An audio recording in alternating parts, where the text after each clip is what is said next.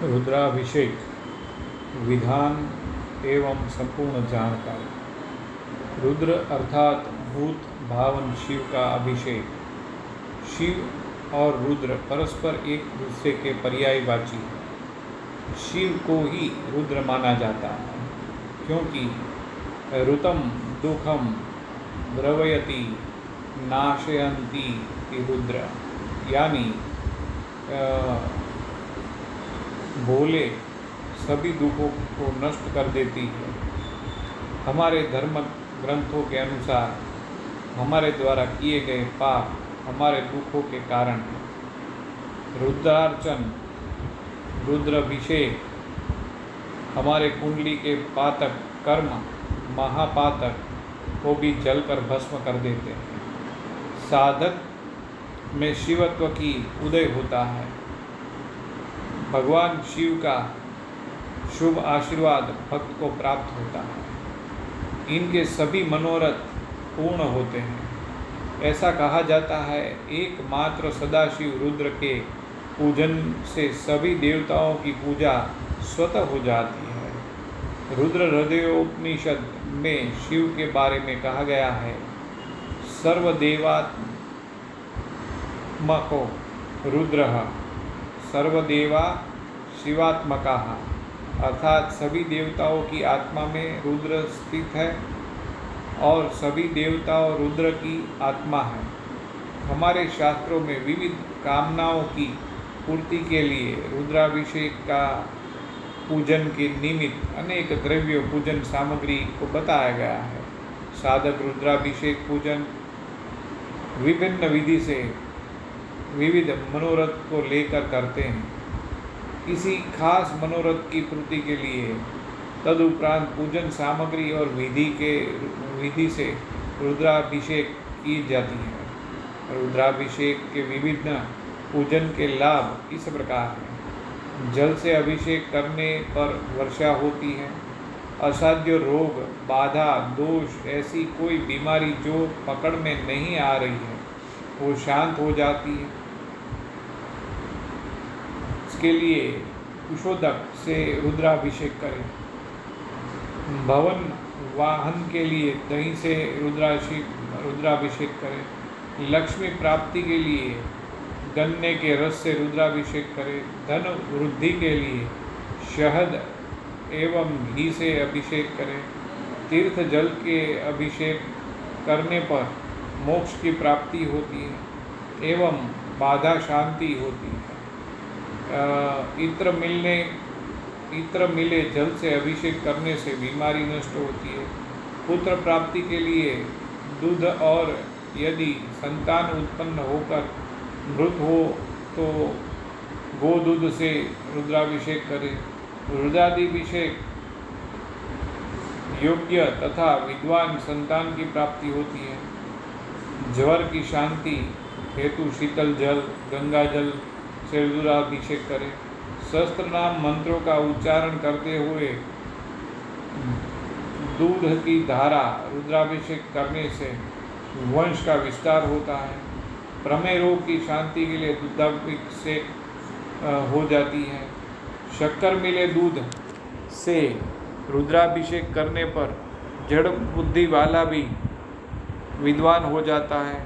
सरसों के तेल से अभिषेक करने पर शत्रु पराजित हो जाते हैं, उसका मारण हो जाता है। शहद द्वारा रुद्राभिषेक करने पर यज्ञ तपादिक दूर हो जाते हैं, लक्ष्मी प्राप्ति होती है। पातक को नष्ट करने की कामना होने पर शहद से रुद्राभिषेक करें। गोदूध से तथा शुद्ध घी द्वारा अभिषेक करने से आरोग्य की प्राप्ति होती है।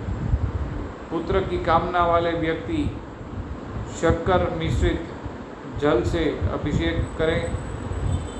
ऐसे तो अभिषेक साधारण रूप से जल से ही होता है, परंतु विशेष अवसर पर या सोमवार, प्रदोष और शिवरात्रि आदि पर्वों के दिन मंत्र, गोदूध या दूध मिलाकर अथवा केवल दूध से अभिषेक किया जाता है।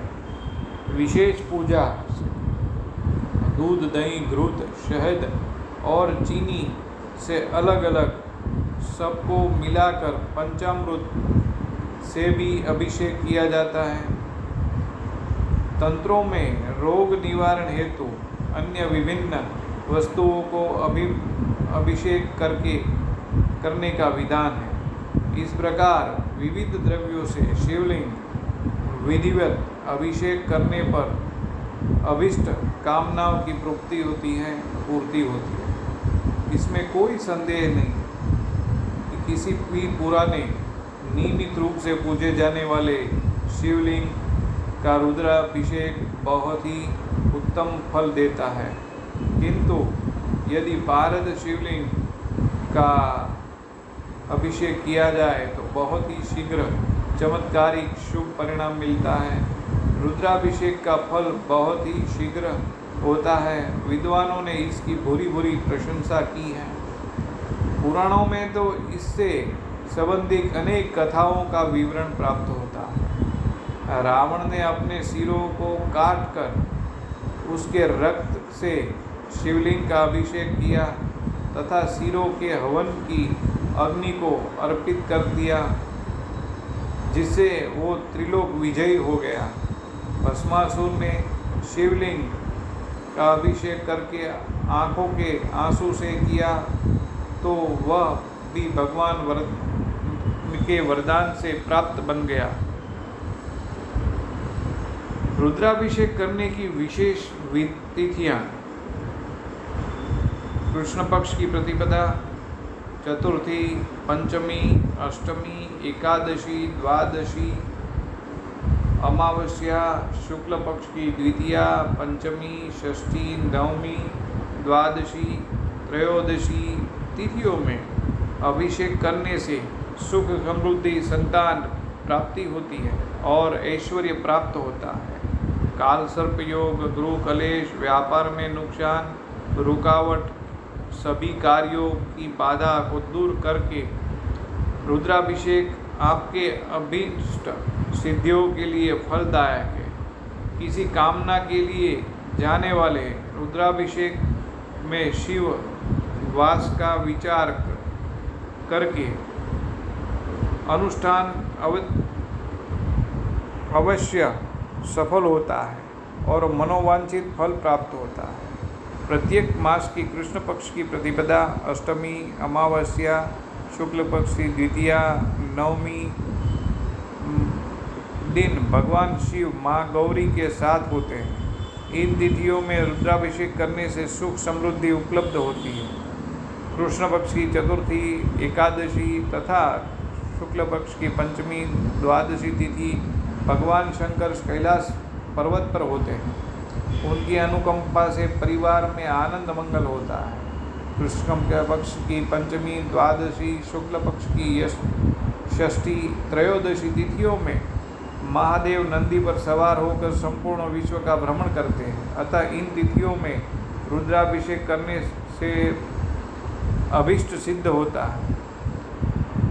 ज्योतिर्लिंग क्षेत्र, तीर्थस्थान में तथा शिवरात्र, प्रदोष, श्रावण सोमवार आदि पर्वों में शंकर का वास विचार किए बिना ही रुद्राभिषेक किया जा सकता है। वस्तुतः शिवलिंग का अभिषेक आशुतोष शिव को शीघ्र प्रसन्न करके साधक को उसका कृपा पात्र बना देता है। उनकी सारी समस्याओं स्वतः समाप्त हो जाती है। रुद्राभिषेक से मनुष्य के सारे पाप धुल जाते हैं। स्वयं सृष्टिकर्ता ब्रह्मा ने भी कहा है, जब हम अभिषेक करते हैं तो स्वयं महादेव साक्षात अभिषेक को ग्रहण करते हैं। संसार में ऐसा कोई वस्तु, वैभव, सुख नहीं जो हमें रुद्राभिषेक करने या करवाने से प्राप्त नहीं हो सकता। नमस्कार, वंदे मातरम।